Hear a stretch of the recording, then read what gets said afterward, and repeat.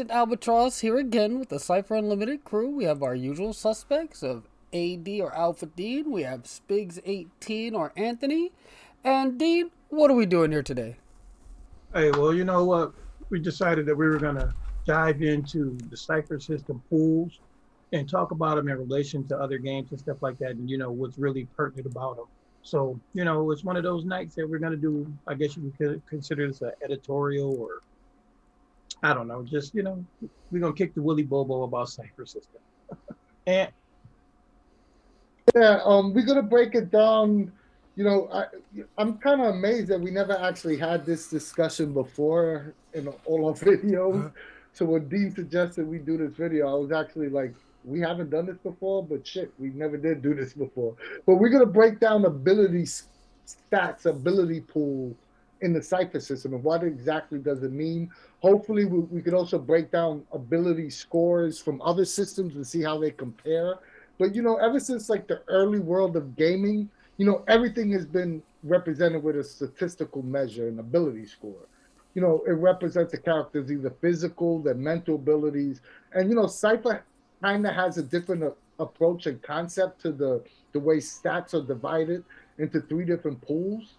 So let's explore that concept, and let's perhaps for the folks that don't fully understand the way Cypher does it, maybe we can help them out and explain it a little better to them in common terms.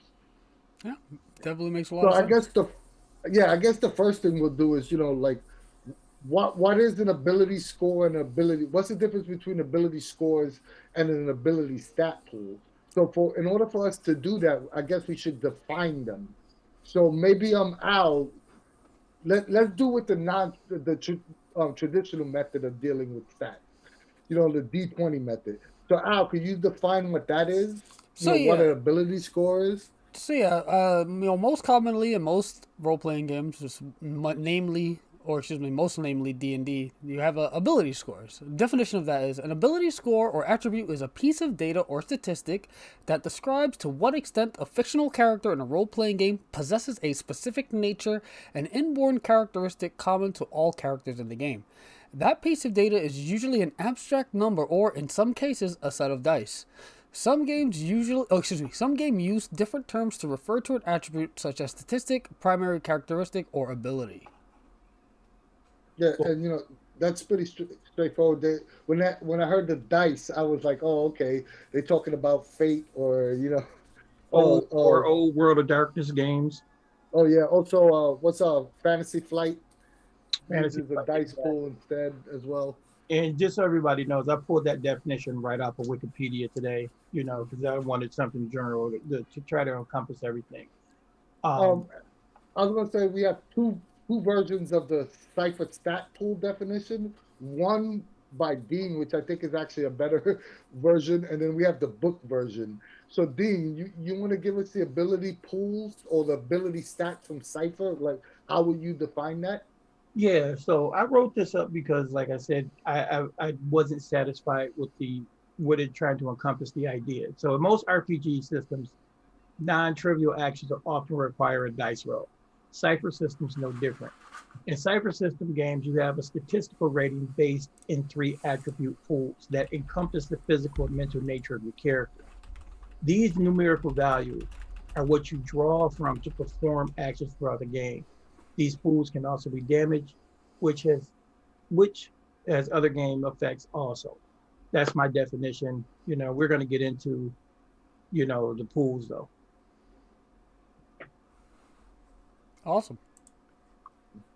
All So right.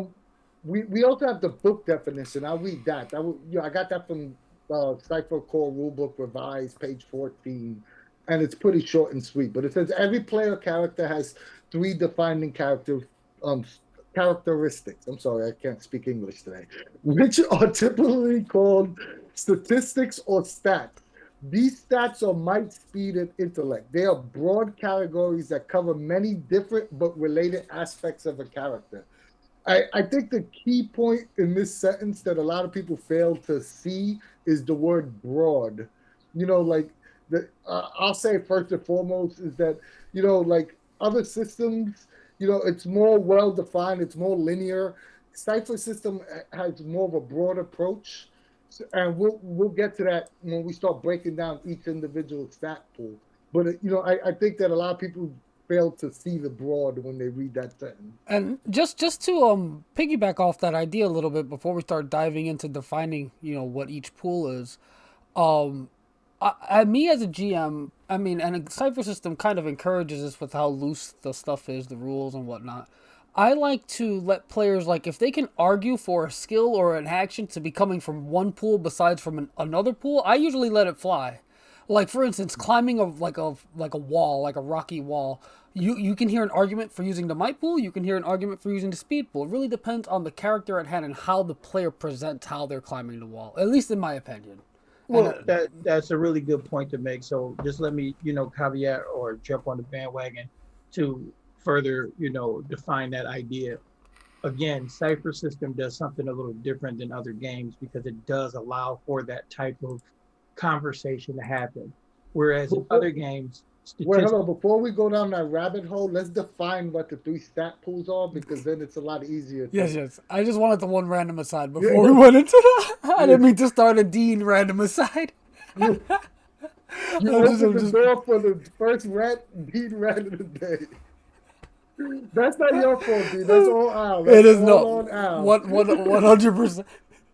But either way, Al, yeah. Define might for us first. So since I opened the door, I'll go ahead and start defining this so we can open that door properly. So might is the first stat here. So might defines how strong and durable your character is. The concepts of strength, endurance, constitution, hardiness, and physical prowess are all folded into this one stat.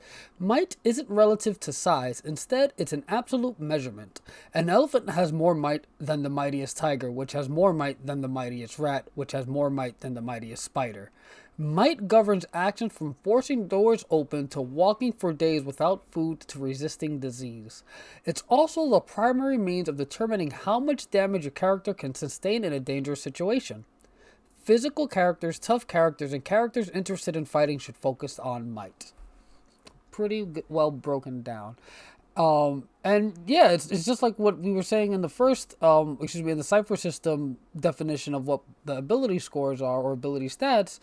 It's a broad thing. So in D&D, I guess this would be what endurance, constitution. Well, I don't know D&D stats. Like this is like three of those stats rolled into one. Constitution, strength, constitution. You had them right. And your HP, of course. Right. But yeah, it's very elegant to me. Like some people, like it's hard for them to wrap their heads around one stat doing all that stuff, or being used as a resource for all that stuff. But just the way how Cypher System presents it to you, it all just makes a lot of sense if you really think about it.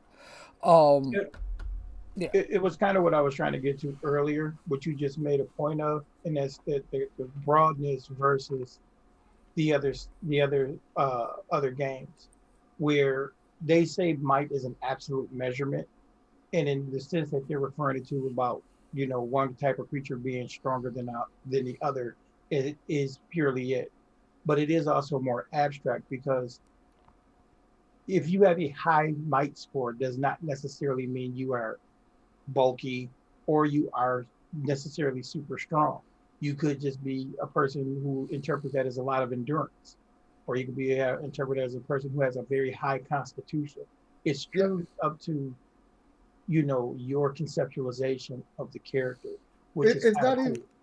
You see, I wouldn't even phrase it that way. I don't think it's about your conceptualization. It's about the idea of understanding that might encompasses more than one attribute opposed to the way other systems handle it. So it might be your interpretation of what a high might pool comes across as. Because, like in D&D, if you have a high strength score, you're the bulky, strong guy. But, and it's like what you said, Dean, if you have a high might score, it can mean a lot of things. It can mean you're the healthy, you're the healthy, exactly healthy physical fitness guy and not really be the super strong guy. You could be the long distance runner. Right. You know what I mean? You could be a lot of different things. So that's why I said that's why I said it was your conceptualization, your personal conceptualization of your character. So that's what I was getting to. So yeah, I think we're all on the same sheet. Yeah. So let's talk about some examples of how might is used in actual game, because I think that's like the questions that come up with the stat pools, on the server are more relevant to actual scenes or in-game, like how to use the stat pool as an in-game mechanic.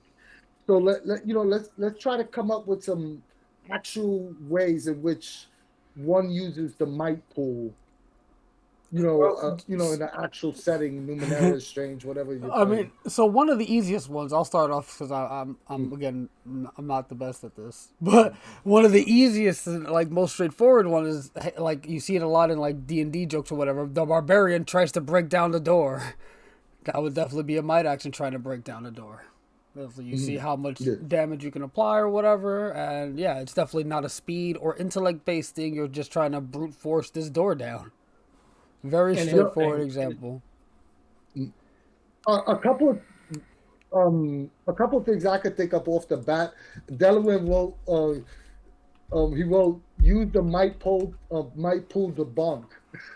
That is definitely and it made me think of my pools like the pools also coincide with your skills, right? So there's a skill called breaking things, or what we like to call breaking shit. You know what I mean? That is definitely a might pool. But another thing I wanted to touch on is when you defend using might versus speed, in my head, I vision when somebody defends using might, they physically blocking like a kung fu movie, like a melee attack. Like how you see in the kung fu movies, they blocking and parrying. You know, Most of that would be a might block.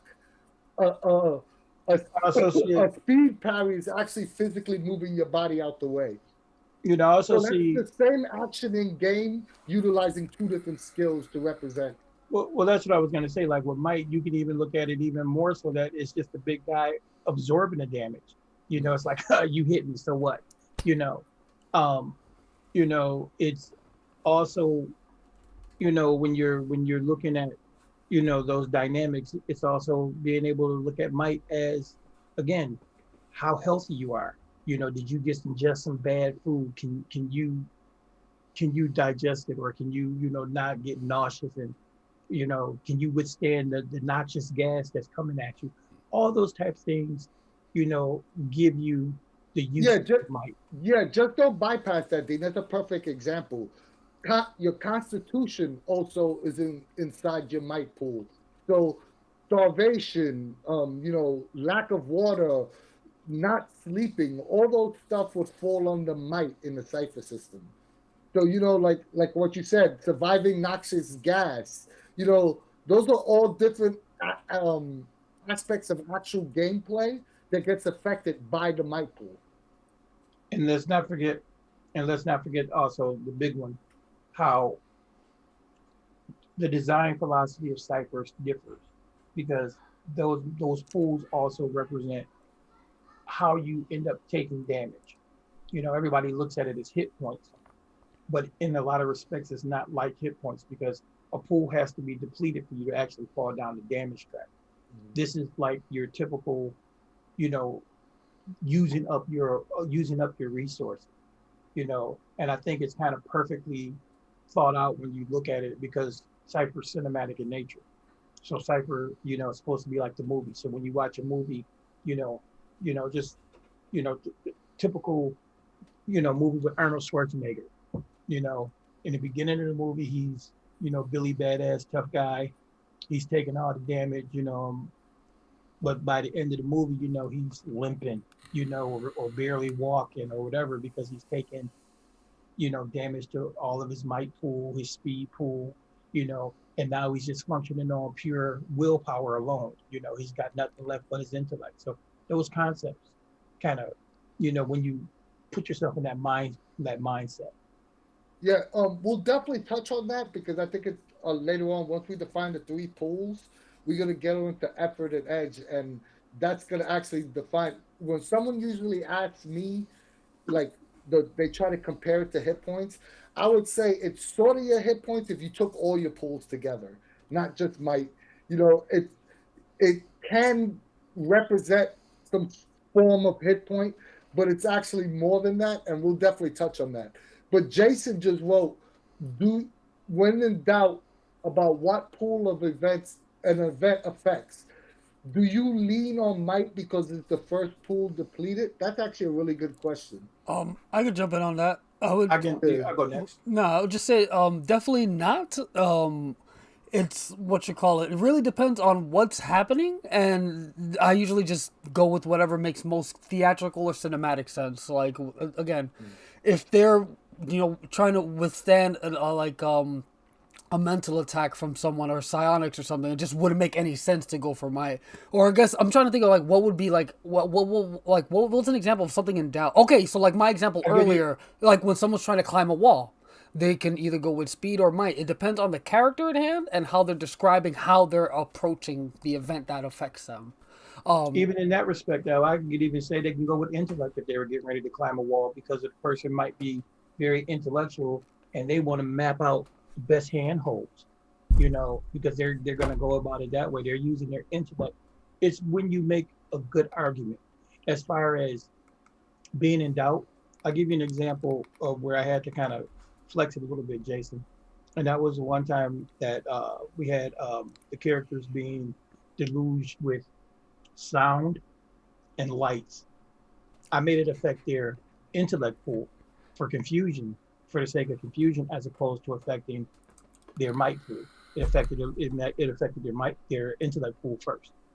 Because I was trying to confuse them and throw them off their game. Things like that. Like if we were using flashbang grenades or something like that. Prime example. You see, that's like a great point.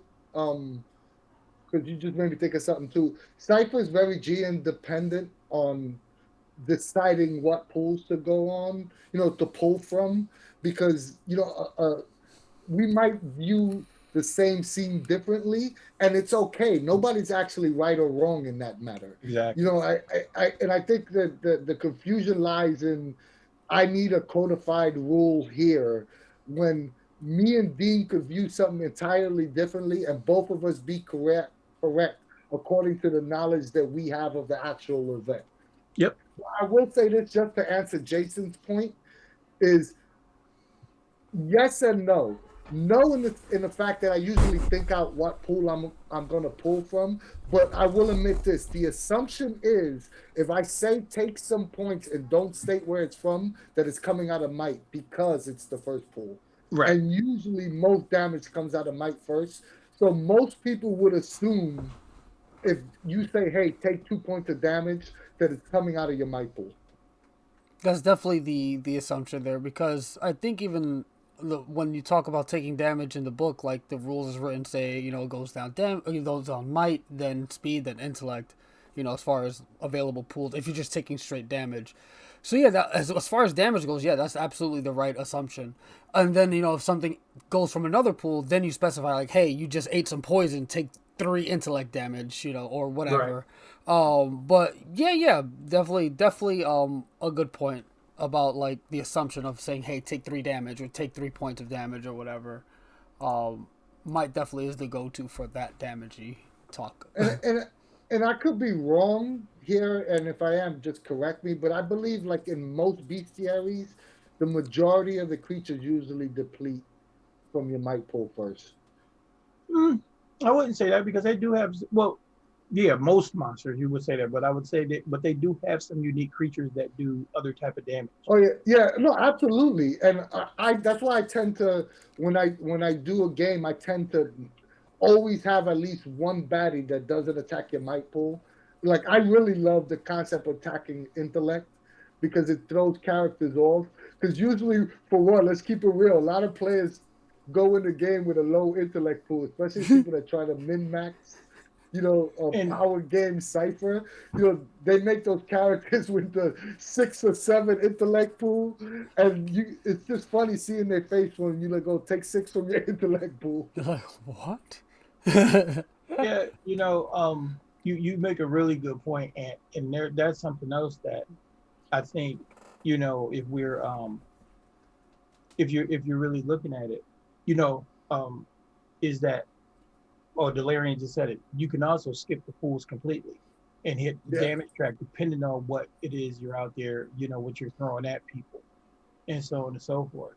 So you got those concepts, and then another concept that I always like to think about too is just from the idea of the cinematic idea is that might would be depleted first. That's where you start out at. That's your when you're complete, you're whole, you know, and then as you slowly get whittled down, you start digging deeper into your resources, So that's kind of how I kind of justify the whole thing and be able to run it with some competency. All right, I think we spoke and explained. I hope everybody understands exactly what the pool is, and if we could just give off anything is that it's a collection of more than just how physically strong you are. The only other thing we didn't touch from that definition is you took an elephant and you took a I don't know what the example or a tiger. Depending on what your might scores are, is going to an elephant is always going to be stronger than a tiger.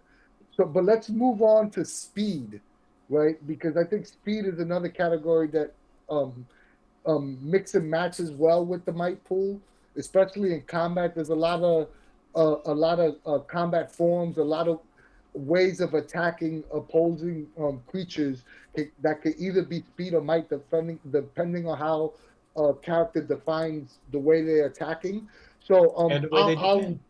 I'll read the speed description from the book, and it goes: speed describes how fast and physically coordinated your character is. This stat embodies quickness, movement, dexterity, and reflexes. Speed governs such divergent actions as dodging attacks, sneaking around quietly, throwing a ball accurately. It helps determine whether you can move further on your turn. Nimble, fast, or sneaky characters all want good speed stats, as as well as those interested in ranged combat. That's pretty straightforward. Yep. So in this, like we were saying with the previous might stat, so this stat in D&D would be like what? Again, I don't know the D&D stats. It's like Dexterity. dexterity. Isn't there like a balance one? Dexterity. No, Oh, it's just yeah, dexterity. dexterity. Yeah. All right, see, I don't know anything about D&D. Mm. But either way, this I love the speed stat because what you call it, it's another interesting stat to attack, or excuse me, or to use. Like Anthony was saying, how he likes to use monsters that attack the intellect. I actually like to use monsters that attack speed, with sort of like a crippling poison or something of that nature. And the reason I use speed, it represents your body not being able to react. It's more of like I said, a crippling agent. And I think the speed reduction really encapsulates that sort of like cinematic thing. If you're trying to show that characters have to be slowed or their movements restricted or they can't react as fast, you definitely want that speed reduction to happen. And yeah, again, like Anthony said, a lot of people don't see it coming when it's like, hey, take so and so from your speed pool, not might. They're like, wait a second, what?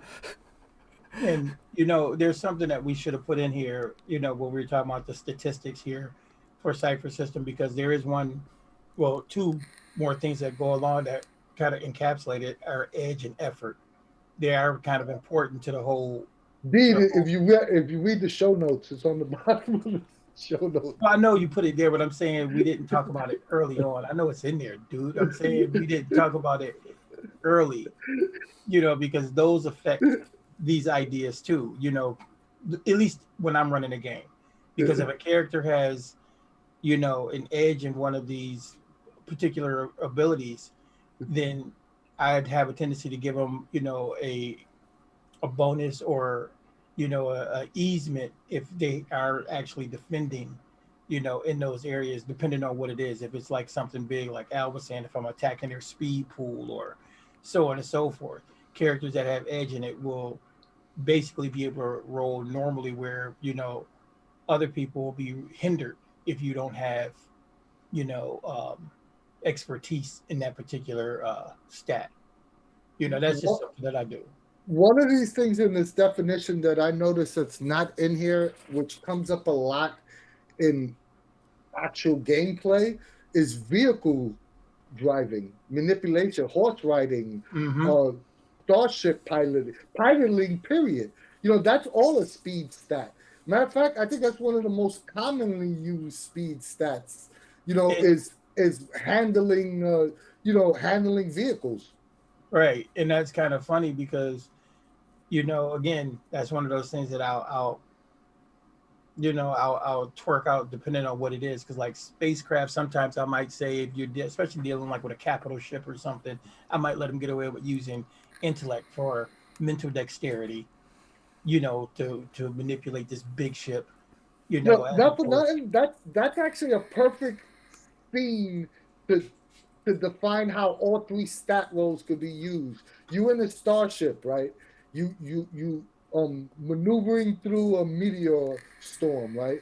The first roll is speed to see if you could get through the meteor Your storm, reaction right? time. Yeah. And then you give me an intellect roll to see if you chart out a course to get out safely. And say Exactly. you fail that roll, you hit a meteor, the ship is going down. Now you give me a might check to pull the thrusters back, to pull the ship back. So that's an actual perfect opportunity where how you can use all three stats, in one scene, and they all make sense in the same, you know, in the same scene. If that makes any sense. It definitely Exactly. does. That's just the beauty of Cypher System. But at the same time, someone like again, it takes a little bit of creativity to like think of the you as the GM to think of using those three pools in that way. But at the same time, if you're someone who's not as experienced or coming from like just looking at the book or whatever have you, you could honestly use any of those three stats. Well, maybe not might, but like speed and intellect, you can use that for all three roles in this situation.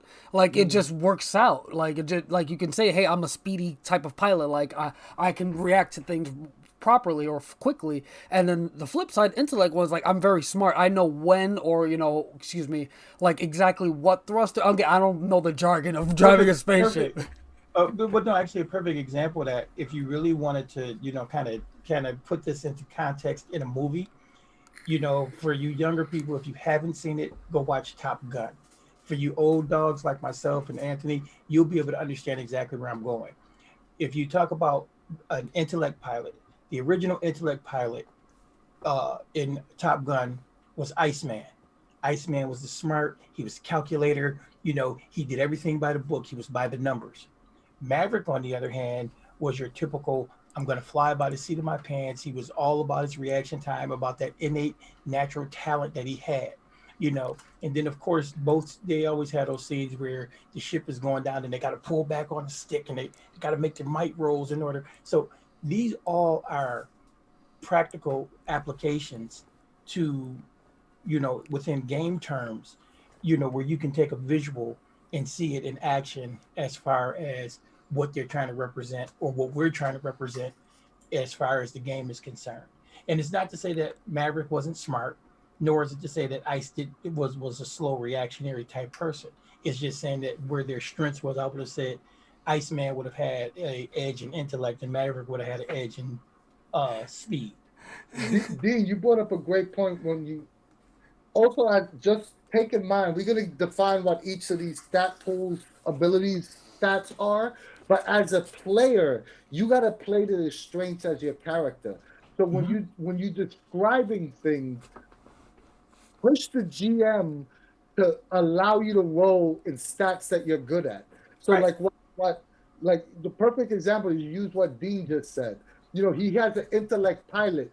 So when you do your descriptions of how you operating whatever machine you're operating, make it so that your GM knows that you're using intellect to do that particular task. Exactly. So Um, then the GM could go, okay, it's okay for you to give me an effort in intellect if you want to apply effort to this role because of the way you described the scene prior to you rolling, if that makes any sense. And Andrew, I'll get to the Fast and the Furious metaphor with you very shortly. Just because I can do that too, But I like Top Gun better than I like Fast and the Furious. I was just laughing about that comment that Andrew made. It's like, and I'll do Fast and Furious. You gotta stay hip.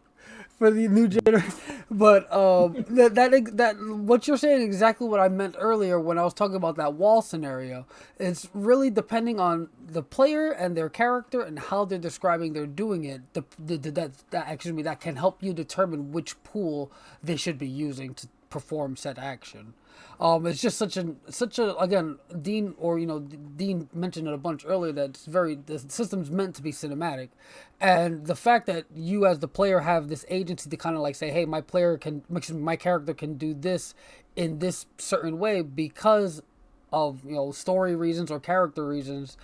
It's awesome.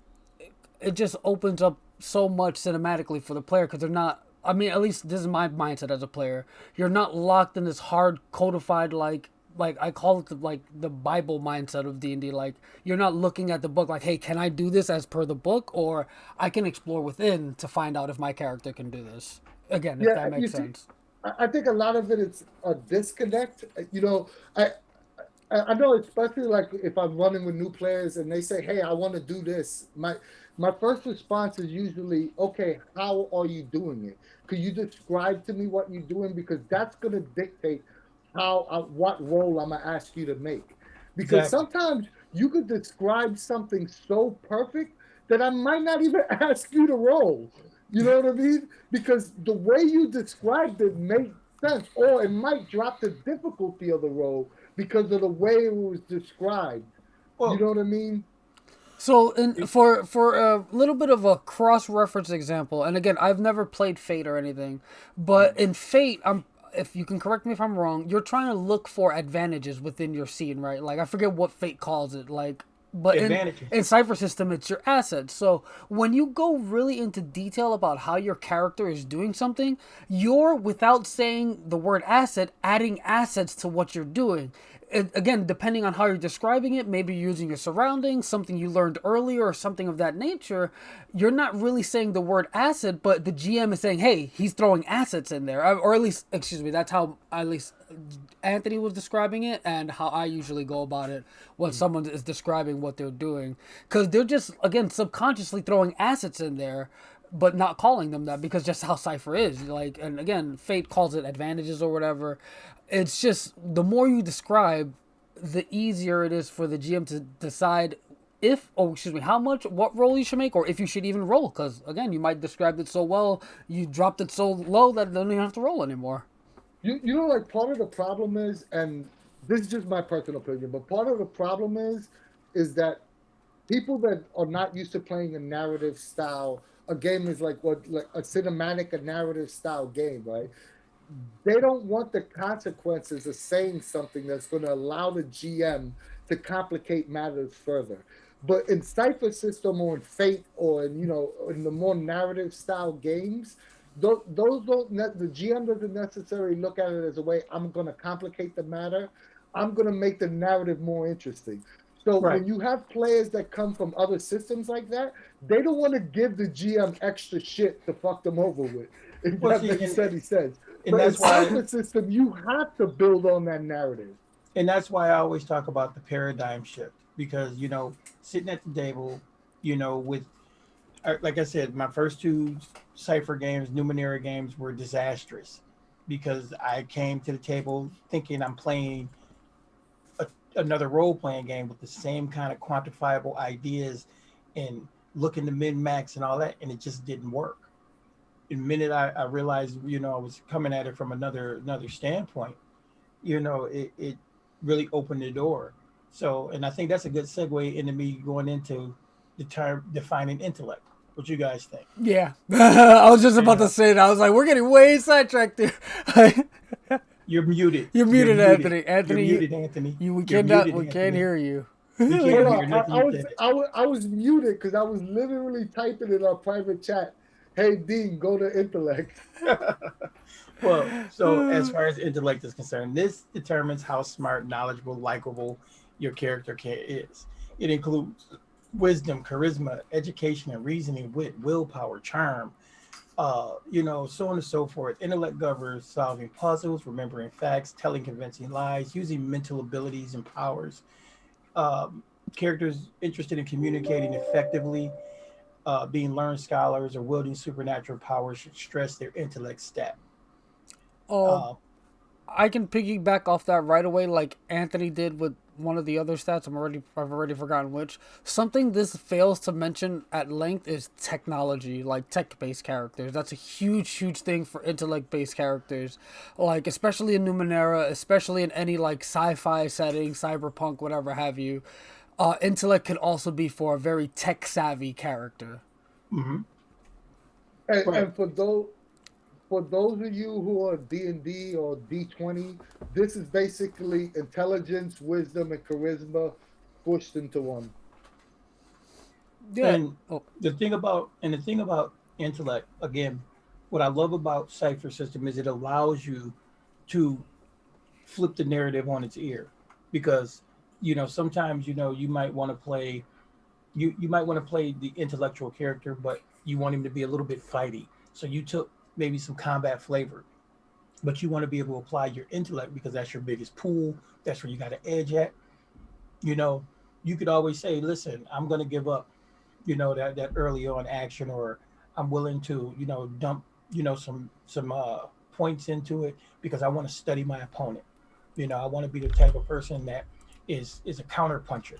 That I you know that I you, things like that, to make your character more effective in the realm that you want to be, but you're still doing it through that particular stat. No stat in this game is static to what a typical game will push you into. Yeah, a perfect example of intellect, how intellect, would work with a different style of character is if we do an old TV shows, Dean started it, but if you face from the A team, you are basically an intellect character. You're Yeah, not the exactly. smartest guy, you're not the wisest guy, but you're the most charismatic guy in the group. And all those abilities are intellect based. He was the most versatile guy. Like you Yeah. said, he wasn't the smartest, the toughest, but he was most versatile. You know, and then you had and that's what I'm saying though. Even like you could even take a character like Murdoch. Murdoch was an intellect character too, and he was crazy. He was completely off his kilter, but more I of an intellect. I was gonna say I would love to chime in and say like an intellect example of like someone from the A team, but I don't know any of the characters from it. So it's like my example of a different sort of intellect character is like what I mentioned earlier, the tech savvy character, someone who's not like they might not be wisdomous, or they might not Wise. yeah, why they're not wisdom. Oh my god, I need a nap. Either way, they're not wise. They might not again be the most likable person, like the face type character, but they know how things work. They can take things apart. They can put things together. It might be a crafting type character. There's just so many ways to play with intellect. And if you're doing like what you call it, traditional fantasy type game, it would always this very easy. It would be like the wizards or the sorcerers or whatever. Like it's Well, like I said, keeping with the times. One of the things that I did that, like I bring it up periodically because it seems to fit. But when I made Captain America, I made Captain America a speaker, intellect based, but he was like one of the baddest damn character. He was so freaking awesome. I mean, I loved that particular character build. It was so cool to see it unfold because he was the leader.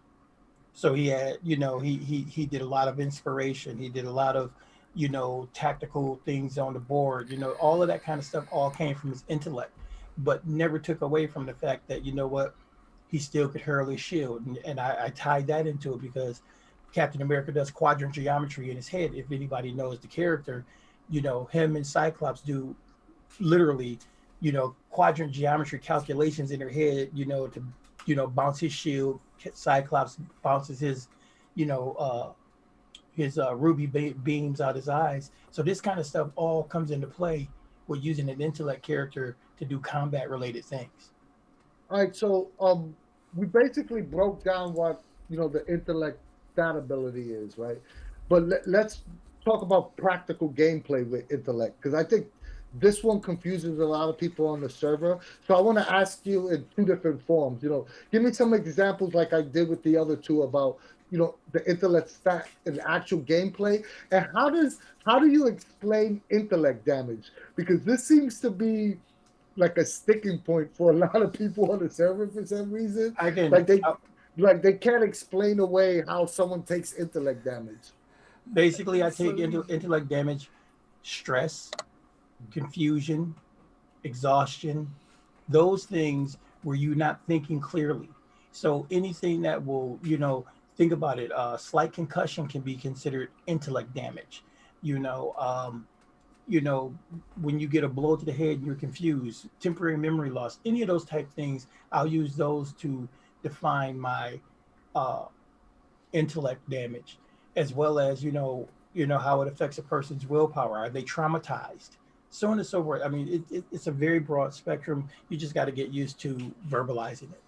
And it really depends on what's causing the thing. So, like, you could say the character's starting to feel like they're developing a headache after receiving a psionic blast or something like that. Or you can say, like Dean was saying, they're starting to, like, wear down, mentally exhausted. Like, there's just. Oh, Oh, hold on now. what happened? Andrew just said anyone who's worked customer service knows what it's like to take intellect damage. Bro.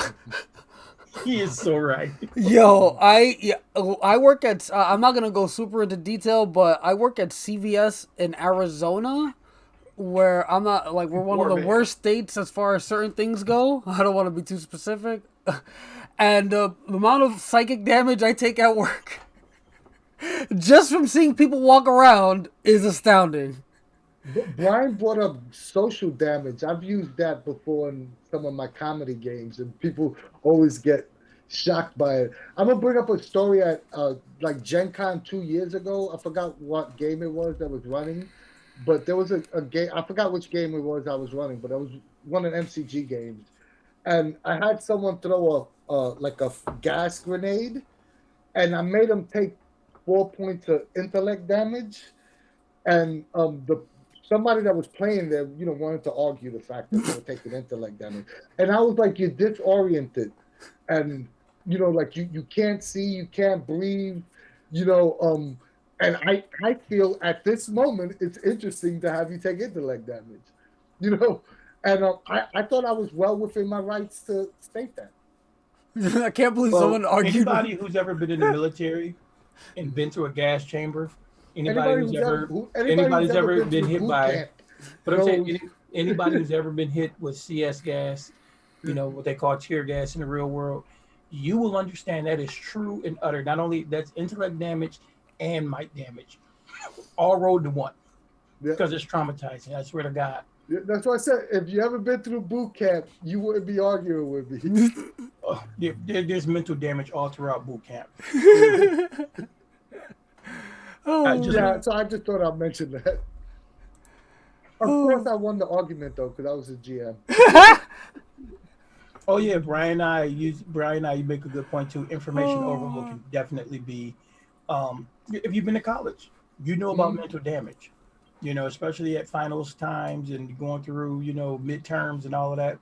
If you got a job and or family to go along with trying to get through school, and especially depending on what you're studying. So yeah, all of those things make good for intellect damage. Also, I think it's worth noting that intellect, I think, has a lot of the skills in Cypher System that are intellect based. So, a lot of times you're gonna waste your intellect score by just doing random skills that you want to apply effort because it's really important, like navigating a ruin, or reading a map, or all those stuff that come up. A majority, I wouldn't say a majority, but I think more than average amount of skills are intellect based. So Here's you also drain your pool just by utilizing effort in skills. and here's something else to think about that we didn't touch on.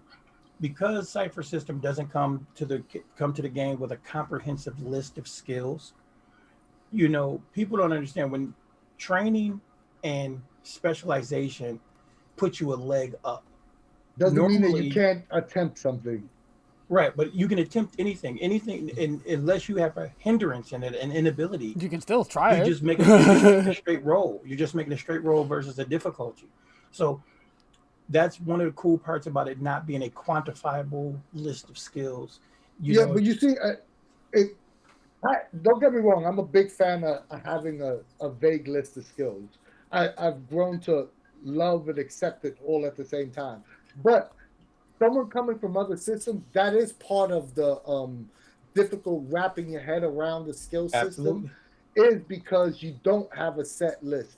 And the book kind of doesn't help it in some ways, because if you look at the skill list they provide you, some of them are vague and some of them are extremely narrow. You know what I mean? Like Well, they'll have science and botany, which is a well, form of science. You know what I mean? So it here's another confuse. problem. Let me just finish. It confuses some people, and it's a legitimate confusion. That's all Well, I'm saying. well, no, I agree with you. I'm not going to discount it. I'm saying I was going to add to it. I think the bigger problem is they don't explain what I just explained either. That's never said. It's kind of implied, and it's not till you're sitting at the table that you kind of realize, wait a minute. Oh, wait a minute. Training means I get basically an asset on my role. My role is eased because I'm trained. Oh, I get two easements if I'm specialized. So wait a minute. So that just means I can try stuff. You know, it basically giving you the ideology of kind of being well rounded, that you don't have to be focused in. So you have to break that idea when with the word training, because in other games, if you're not trained in something, then you're normally at a disadvantage at it. And also too, a lot of players think because it isn't on their sheet, they can't Yeah, they attempt can't it. do it. Like like when someone would be like, someone is trained in agriculture, right? And which is another hyper focused skill. Somebody's trained in agriculture, right? And somebody wants to help someone plant something, right? Or define what a fruit is, right? You have that one player, oh, I can't do it because I don't have that skill. No, but you've also been to the freaking supermarket. You know what a cherry looks like. You know what I Right. mean? Like, why can't you, he's just going to be better at defining what type of cherry it is, but you could Or, still attempt, yeah, you or know. planting it. You know what? Anybody can dig a hole, put it in the ground, but you know what? Then you but the guy over here who knows botany might be able to go, oh well, wait a minute, before you put it in the ground, you might want to sprinkle some, I don't know, you want to put some tea leaves down there because that's going to help the gestation. Stuff like that that we don't, think about. So, And it oh, also, once again, it also goes back to your description now, right? You would be like, hey, I want to assist this guy. Let me waste one XP and say, hey, yo, I took botany twice in high school, and I know a little bit of something. You know what I mean? It goes into your description in the narrative to help you with roles. Exactly. so something what I do with pretty much all my new players, just because I know a lot of people do have that mindset of it. If it's not on the sheet, I can't do it. I just tell them Exactly the you point. can try anything you want, literally anything. These skills make certain things easier. That's the simplest and easiest way to describe how skills work to like newer people. It's like you can try anything you want to do, literally anything you can describe to me that makes sense. You can try to do it, and if you have skills, the skills just make something easier if you're trying to do that thing. And yeah, most people get it after that. It's like I can do anything. Like I can Yeah. I can literally try to, like I was this is a funny story. I was explaining, I was on my personal stream, talking about Cypher System to some people. I'm gonna try to run through it, and this guy, it's gonna be it's basically Degenesis what we're gonna play, and one of the players is like, I want to be like, post-apocalyptic like weed farmer. Like I'm just trying to get like all the stuff back to growing. Like I just basically collect seeds and like give them to communities and all this stuff. And I'm like, yeah, you could definitely do that. And then he was like trying to think of things he could possibly try. And I say, you could try anything. So he's like, so you're telling me I could be in a cave with like my party members and I guess a group of monsters, and like I could hotbox the cave and get everybody high and like disoriented or something. I was like, if you describe it like that, you could definitely try it. Might depend on how big the cavern is, but you could definitely try it. He was like, he plays D&D mostly, so after I described that, it's like I could hotbox a cavern. Like I was like, yeah, his mind was blown. Like it's just so wonderful seeing a new player like they're seeing that moment is awesome because they know they're like that's the like that apex moment of I really can do anything. Like, Right. And I think that's the. hold, Go I ahead, was Al. gonna say somebody brought up inabilities in chat. Actually, several people do. It works the same way as being trained in something. You could still attempt it. You just, for in most cases, you could still attempt it, but you just worse at it than someone else is. You yep. know, inabilities. The best way to try to wrap. I would say, I try to help people. I won't say the best way because nothing is the best way. Everybody's different, but what I found that helps people is using the idea to show them examples of what inability through social situations, because that's where a lot of people can kind of relate. If you have social anxiety, if you're not a people person, if you're introverted, things like that, it is difficult for those people to step outside of their comfort zones. That's an inability. It's harder for them, but it doesn't mean they can't do it. So I think that's the best way to try to latch on to an inability But in developing them in your game. I mean, you could use like driving as an example. There's some people that never driven before. They've ridden a bike. Doesn't mean that you don't understand the concept of turning a car on and hitting the gas and knowing what the brake is. Doesn't Right. mean that you're going to be good at it. You could still attempt it. You're just not as good as someone who took driver's ed or who's driven a car before. I like what you call it Andrew said in response to probably butcher the pronunciation Sarius, but what you call it inabilities are a hard one because it's becomes like a piranha or pariah a thing that a player just avoids. So what I find awesome about that is what Brian said basically right afterwards. Well, look, I have a hindrance in dishwashing. We're talking about the Queen's China. Let's let someone else try. It kind of opens up role playing aspects depending on what's happening. It makes your character say to another character, "Hey, I'm not good at this. Could you try?" And it opens up that window for role playing. And again, that character might not do the thing, but they can talk about how they're bad at it. Maybe interject some cool flavoring on why they're bad at blah blah blah. It actually opens up some role playing room, at least in my Yeah, you see, opinion. I'm the exact opposite. Anytime I take a pre-gen sheet, I see an inability, I'm gonna roll that inability at least 2 or 3 times in a session. Because that inability's on your sheet for a reason. You know what I mean? Like you want to experience the full gambit of your character's abilities. So you want Well, to see the good, the bad, the funny. So you gotta always throw in one of your inability well, rolls. See, but that's the difference. If you think about it, that's the difference, and that's part of that paradigm shift we're always talking about, guys. Is that the cipher care, even your stats on your paper aren't just for mechanical reasons. They're there to enhance your narrative.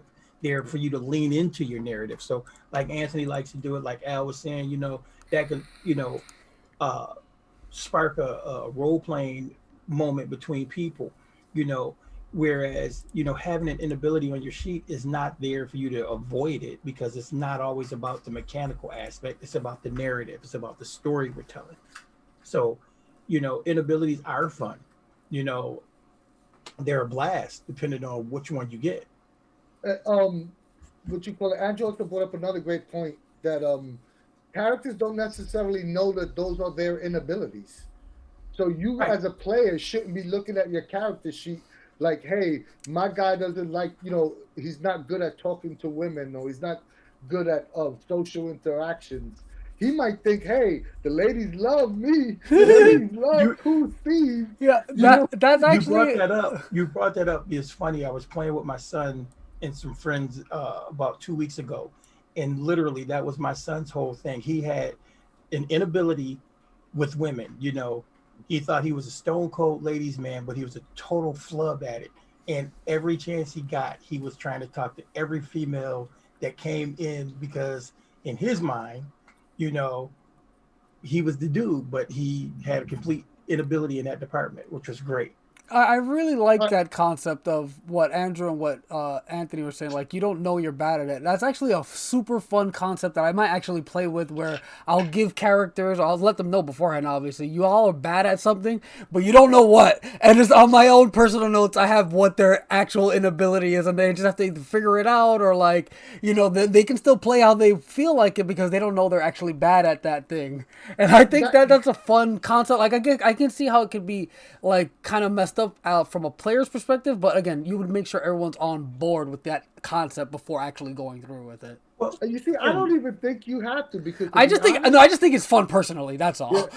to be honest, unless I'm told otherwise by the person that created the the pre-gen, that's how I assume my hindrances or my inabilities are to begin with. well, that's because Anthony, you leaned into the whole narrative thing.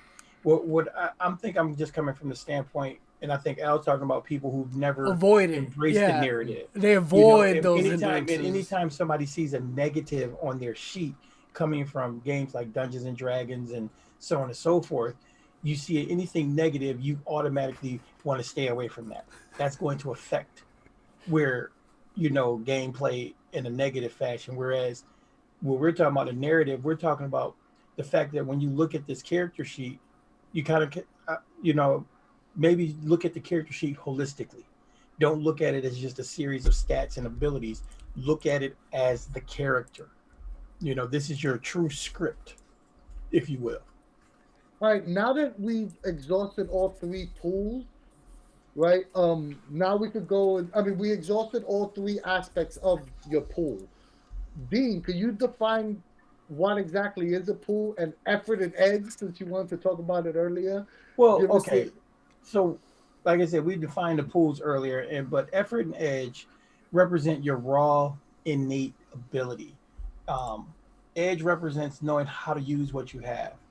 And then a third, element that ties in all that is the concept of effort, which basically is when you want to push. So if you are a naturally smart person, you have an intellectual edge, or you can push that particular, in those particular areas. Or if you're a strong guy, you can, it's easier for you to push, beyond the limits of, your pool, your the statistic in of itself. So you have an innate talent ability in that area. you know, as effort I always describe. Al said this like 2 years ago, and it always stuck with me. It's the My Hero Academia I was just thinking go, that. that go ultra moment, and that Plus applies for ultra, Go beyond yeah, plus ultra. yeah, beyond go plus beyond ultra. plus ultra. That defines what effort is, and that applies in every pool. Like that you're taking a hard test, and you get that brain fart. You take that deep breath and go, Yo, I know I studied this. What is this? You take that deep breath. You apply the effort. You take the pool from your intellect pool. You find the answer to the test. Speed. You're running from the bad guy. They're just about to catch you. If they catch you, you're gonna die. You put that extra effort in, and you could run the next 10 yards at twice the speed. That applies for all three pools. And the thing about it is, edge is just the representation of where you're better at. It does not mean you can't push those other pools either, which is beautiful, which is something I like, that you can push across the board, but you just have like you said, an innate raw ability within a specific pool, especially when you're starting out, because of course, by the time you get to tier 6, you can have edge in every Well, pool. that's another misconception that comes up all the time, especially with newer players, that they only want to apply the effort in stats that they have an edge in. I Right. mean, it's definitely. And I would Oh, I would actually argue is that you should be applying effort in the stats that you're bad in, because you want a better chance of succeeding in those stats, in those attempts, in those abilities, or whatever it is that. Right. what I was gonna say was, Though I've already forgotten what I was going to say. Oh yeah, an easy way I like to describe Edge to like newer players, especially people who've never played any kind of role playing game before, which my last home group was. I like to tell them that Edge is kind of like a representation of how hardy your body is at a certain aspect. So like if you have Might Edge, you're a little more you have a little more endurance or whatever. Like you can push the limits a little easier of your body, of that part of your body. And then the same thing for speed. Like you can push your how fast you go, how fast you react to stuff a little bit easier. And then intellect, the same thing. You can think a little like more quickly, or more like it doesn't stress your body out as much. And that's what Edge represents. By reducing how much things cost, your body is actually more acclimated to doing those things, so it's easier for you to repeatedly do them. Exactly. What makes Cypher System so unique and so leans more towards the narrative than the mechanical is the actual, where you can run a lot of games that have zero combat in it and still threaten the character's pools, because you've given them the option to apply effort to drain their pools. So you can have the funny comedy game and still have them in danger. Not maybe danger of death, but danger of exhausting their resources, which is really a really fun and unique game design. Which I think is funny because Andrew brought that up. He said that there are mythical amnesia games where you have pretty much a blank character sheet and players don't even know how much or how big their stat pools are, much less their skills and abilities. So just give them a character sentence, but that would just be a lot of work on the GM trying to keep track of all of that. But it could be fun. Yeah. I forgot what I was going to say now. I guess we can kind of wrap this up by talking about like describing exactly what a stat pool is. Exactly. Like we haven't really defined a pool.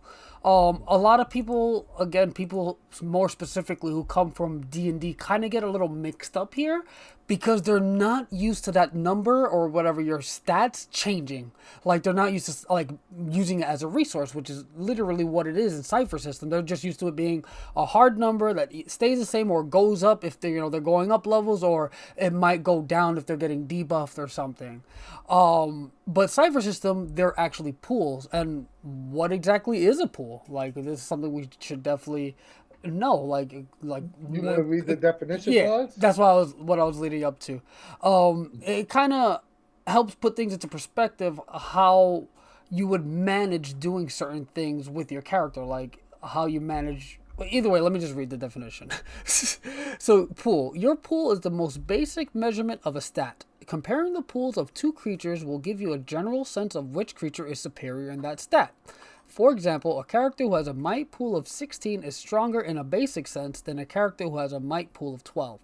Most characters start with a might pool between 9 to 12 in most stats. I butchered that sentence. Most characters start with a pool of 9 to 12 in most stats. That's the average range. When your character's injured, sickened, or attacked, you temporarily lose points from one of your stat pools. The nature of the attack determines which pool loses points. For example, physical damage from a sword reduces your might pool, a poison that makes you clumsy reduces your speed pool, and a psionic blast reduces your intellect pool.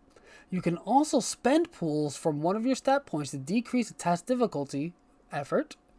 You can also recover lost stat points. You can also recover lost points from a stat pool, and some special abilities or Cypher might allow you to recover lost points quickly.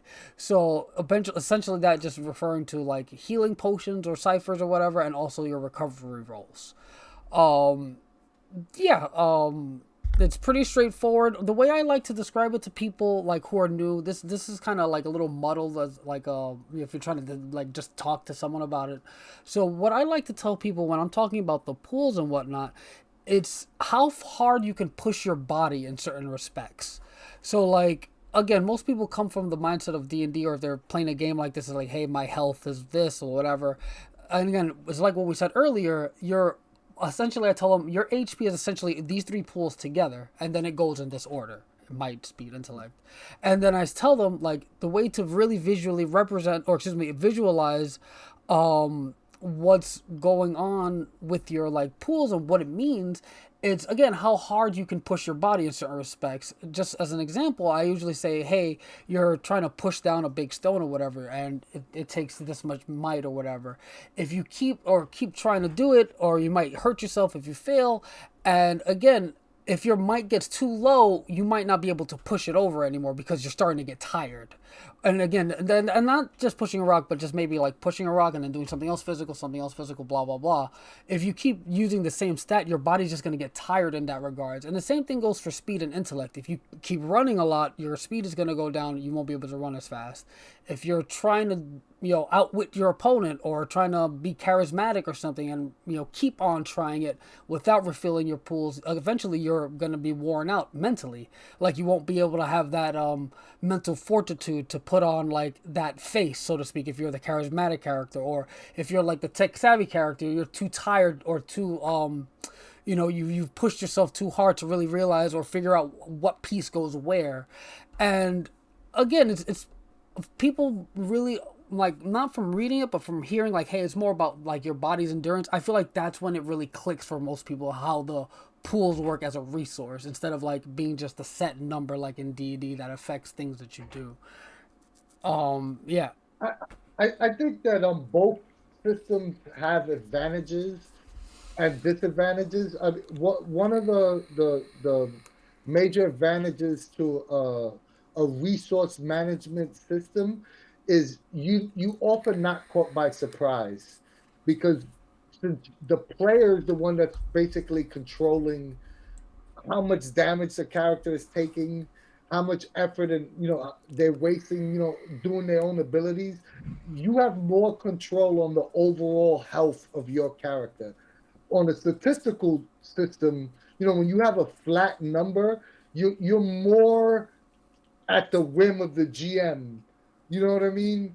Because it's one number that if the GM hits you with a fireball and you roll out 36 points of damage and you had 32 hit points, you know what I mean? In Cypher, you have a little bit more like control on the overall health of your character.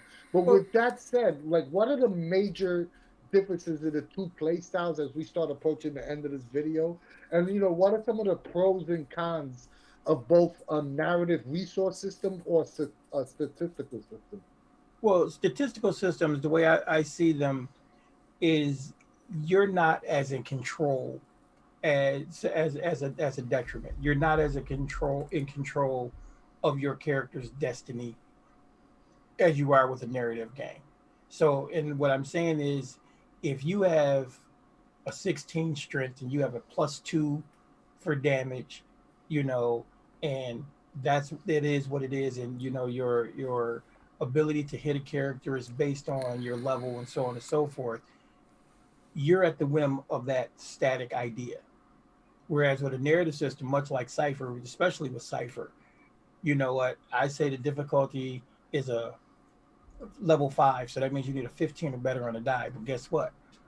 I decide I want to dump some points in and spend some effort, and I reduce that damage down to, I mean, that difficulty number down to a 9. So now I only got to roll a 9 or better.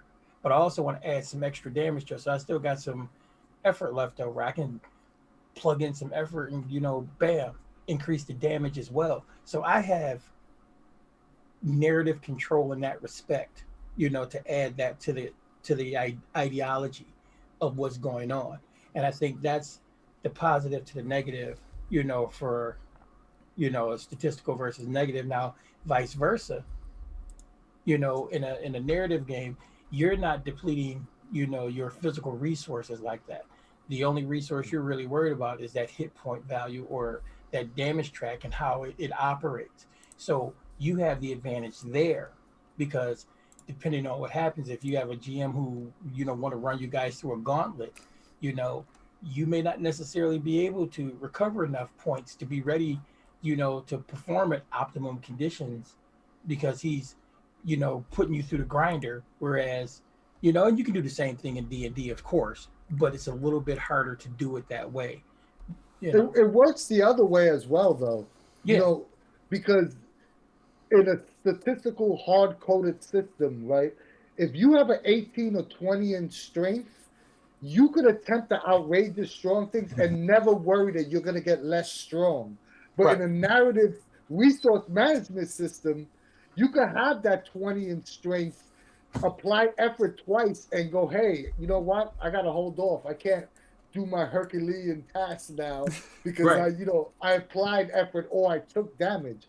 In a statistical system, you're going to always be strong. Right. Exactly. It doesn't, like I said, it doesn't, that's what I was saying. It doesn't, one adds to the narrative to the story and keeps it in the idea of a story, where the other one is like, it's always, the like you said, the Herculean moment.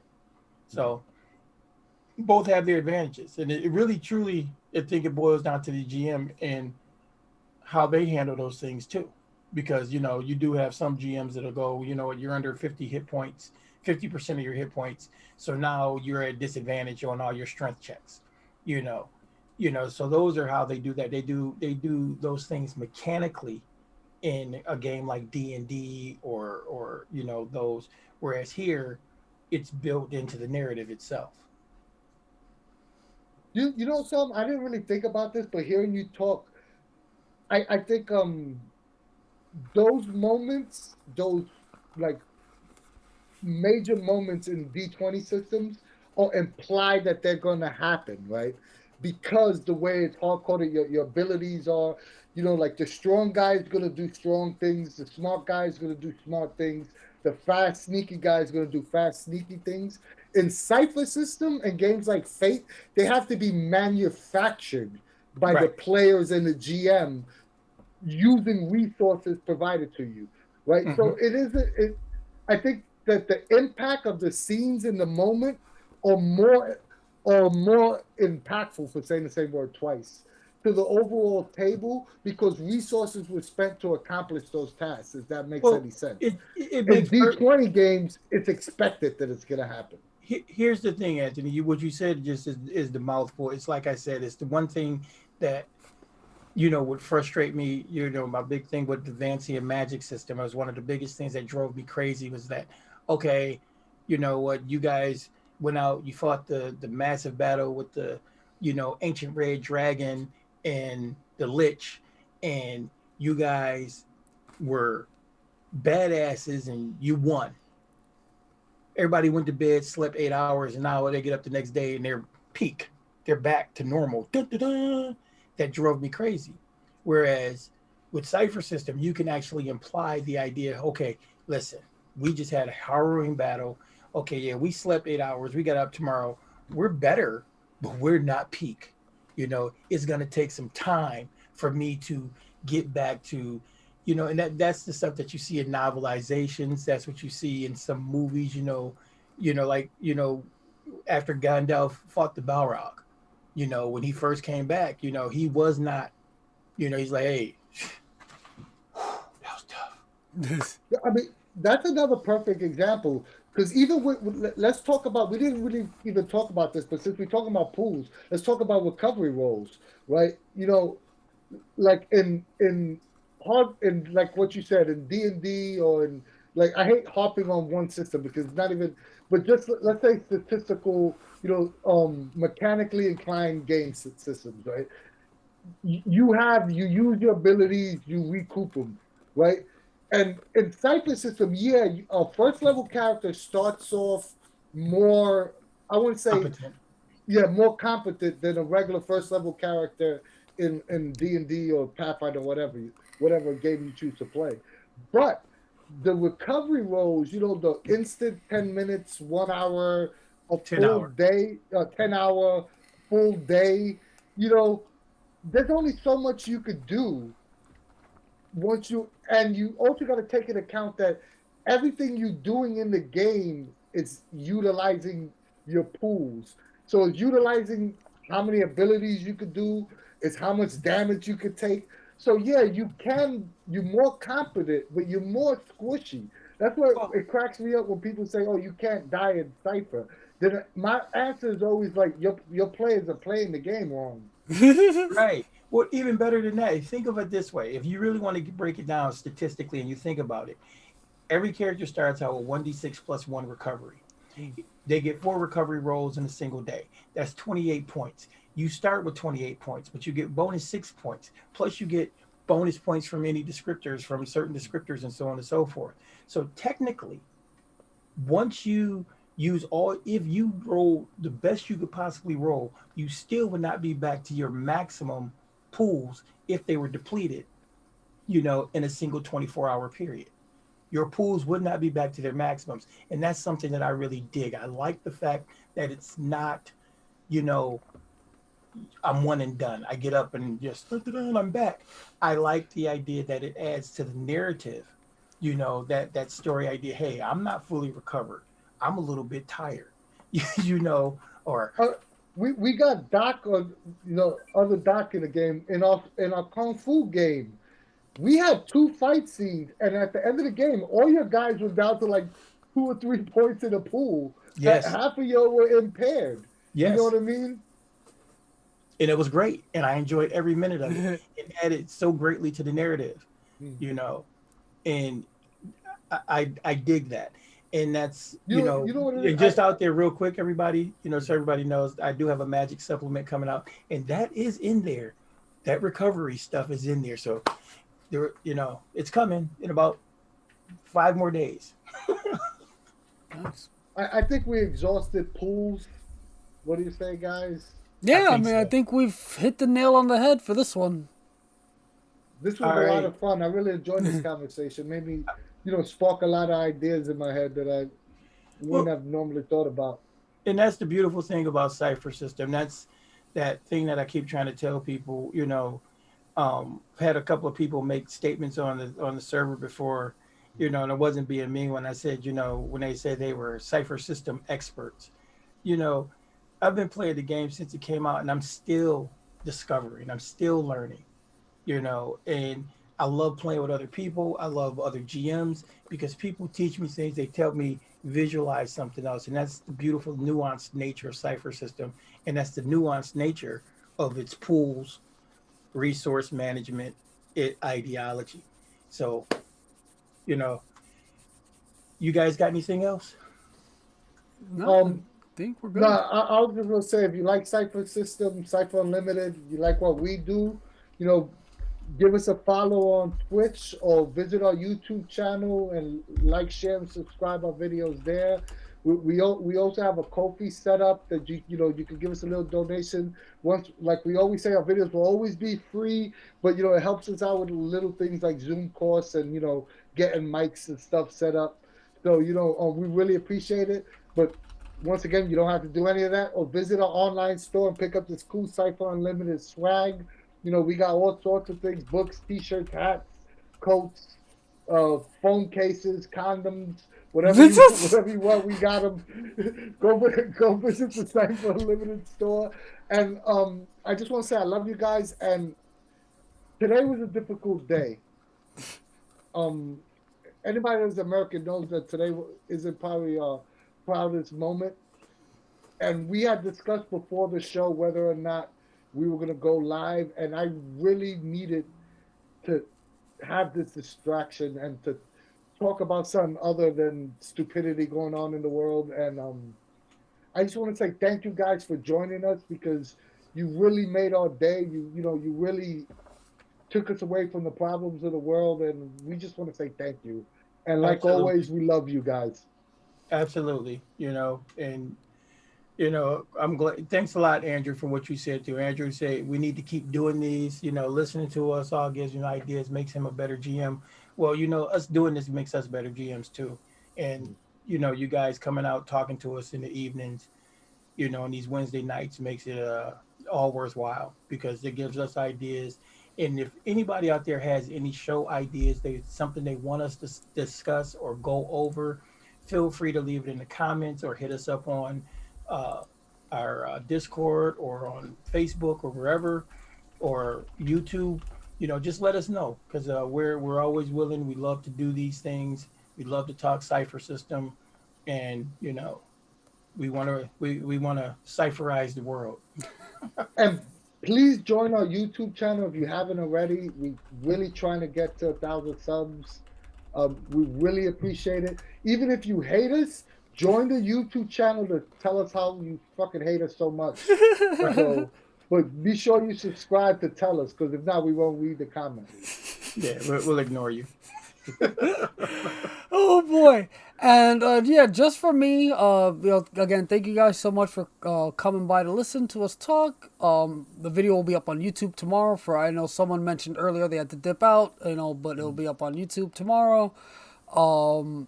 Yeah, it's always a great having these talks, because a lot of, like you guys said, we learn new stuff, and it's always awesome to have that shift in perspective or additional perspective. It's just always nice to have these little, like, what we call editorial discussions, because we really get to see how each other's minds work, and it's pretty nice. And again, I hope our viewers feel the same way. And yeah, as usual, thank you all again, and from us at the CU, we will see you guys later.